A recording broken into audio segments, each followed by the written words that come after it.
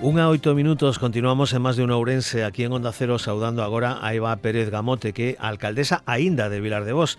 Eva, bos días. Hola, moi bo día. Digo aínda porque en base a un pacto de mandato corresponde en breve pasar o bastón de mando. Sí, o próximo martes, o día 3, pois xa temos convocado, fixemos a convocatoria xa do pleno, pois, bueno, para presentar a miña renuncia como alcaldesa en aras por dese pacto que temos con Interior Galego Vivo. Bueno, viviu vostede un intenso mandato, especialmente no que atinxe a vaga de lumes. Con que se queda daqueles días? Bueno, aqueles días a verdade é que non son moi bons para recordar, non? Porque a verdade é que foi moito estrés, moita xestión, e bueno, eu creo que como a todos, non? Eu, pois, porque me tocaba representar a este concello, pero, bueno, como veciña, non? E como calquera veciño ou veciña, pois, bueno, foron uns días difíciles, uns días, bueno, de moita tensión, diría eu. Deixa a alcaldía, pero pasa vostede a ser deputada provincial do Grupo Socialista, dando relevo a Marina Vaz Quintillán. Que quere aportar o grupo como futura deputada? Bueno, eu creo que é necesario, pois, traballar e traballar, non? Ao final temos moitas cousas pendentes ou, bueno, moitos problemas que creo que temos os concellos, non? Ou sobre todo os máis pequenos, que moitas veces pois, non damos chegado. Entón é fundamental que a Diputación nos preste, non? Ese apoio económico, técnico, de asesoramento, e, bueno, eu creo que se poden facer cousas pois, desde a Diputación, non? Como deputada comarcal e representando pois dentro do grupo do Partido Socialista ao que é a comarca. Precisamente a Deputación vai unha moción socialista sobre os verquidos na Bisbarra de Monterrey. Por que deciden adoptar esta iniciativa que entendo que da que vostede forma parte moi activa? Sí, bueno, eu é algo que, sobre todo, pois eso, estar dende unha alcaldía, pois ves a veces estás máis no territorio, non? Entonces, pois bueno, ves que hai unha serie de problemas que non teñen solución de momento e que creo que temos que dar, non? Esa solución. Entón, neste momento foi un pouco porque é verdad que, como ben comentabas, a raíz de, bueno, os incendios que vivimos, non? Na comarca o pasado verán, pois agora mesmo quedaron pois moitos vertidos pois a vista, non? Descubríronse antes, pois, que a biomasa que tiñamos, pois non se vían. E agora mesmo, pois claro, quedaron moitos descubertos, por ese lado, pois claro, os concellos agora mesmo, pois, nos veñen claro, temos eses vertidos incontrolados e temos que facernos cargo. Entón, como todos sabemos, os concellos, pois, bueno, temos pouca capacidade económica para tanta cousa. Entón, pois, un pouco a moción vai nese sentido, non? De impulsar, pois, esa unha solución sustentable para o que é esta xestión de residuos inertes. E non xa só para os concellos, senón tamén para os veciños, as veciñas, as empresas, autónomos, etcétera, etcétera, que, bueno, pois non hai donde verter cerca, non? En toda a comarca. Entón, creemos que é algo moi necesario que leva, pois, bueno, moitos anos, creo que xa en algún momento se fixera mellor algunha cuestión sobre eso, ou se preguntara, ou se quixera iniciar, pero, bueno, nunca se fixo nada, e para min, pois, creo que é un dos problemas grandes que ahora mesmo ten a comarca.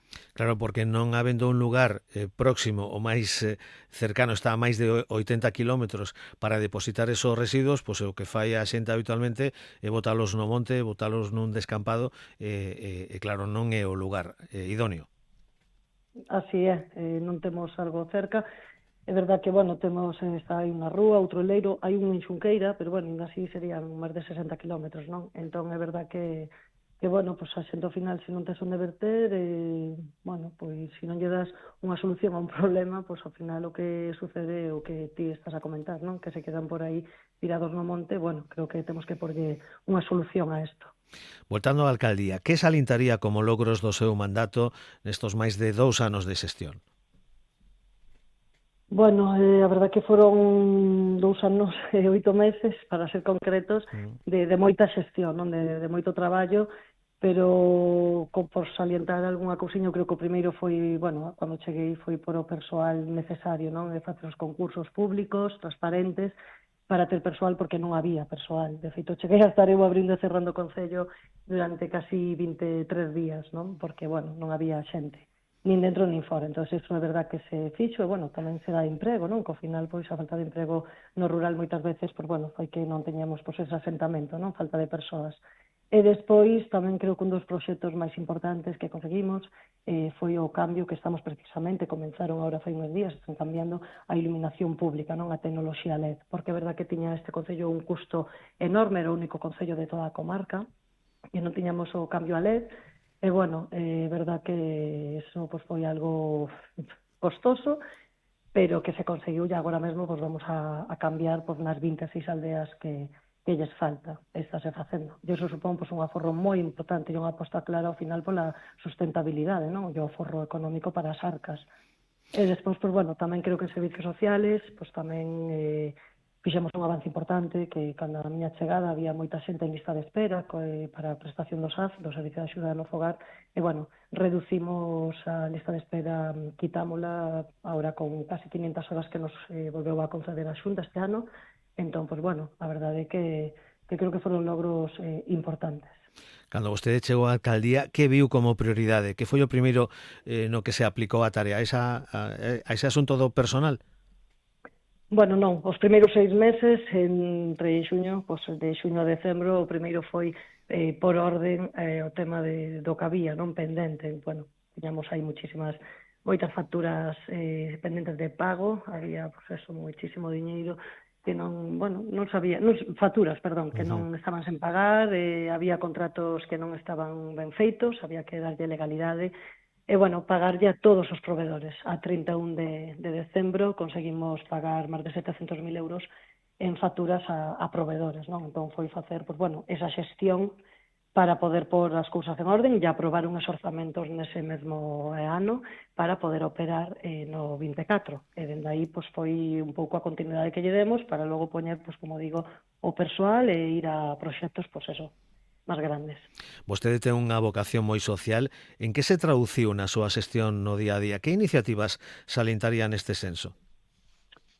Bueno, eu, como todo o mundo sabe, ou me coñece, sabe que eu veño do ámbito social, non? E isto, ao final, o que fai é que te marca moito na maneira de gobernar. Eu sempre digo que trasladei un pouco a miña vocación á alcaldía, non? Entonces, pois, ao final, para min a política municipal é estar ao lado da xente, facer políticas que realmente se vexan reflectidas, non? Nas persoas, directamente. E, bueno, o que fixen foi detectar por necesidades e acompañar e buscar as posibles solucións, non? E ao final iso que fai, pois, tradúcese, pois, eso, como che dicía, nun reforzo dos servicios sociales e, bueno, impulsar iniciativas comunitarias, non? Ou tamén traballar, pois, en igualdade, en sensibilización, e, bueno, pois que todo o mundo teña a mesma oportunidade e que, ao final, creo que gobernar tamén é coidar, non? Entón, eu entendo que o Concello entendeu como unha ferramenta para mellorar a vida das persoas, no día a día, non? E foi aí un pouco onde eu me mantuven e, bueno, me sigo mantendo, evidentemente. E como deixa o Concello, na súa opinión?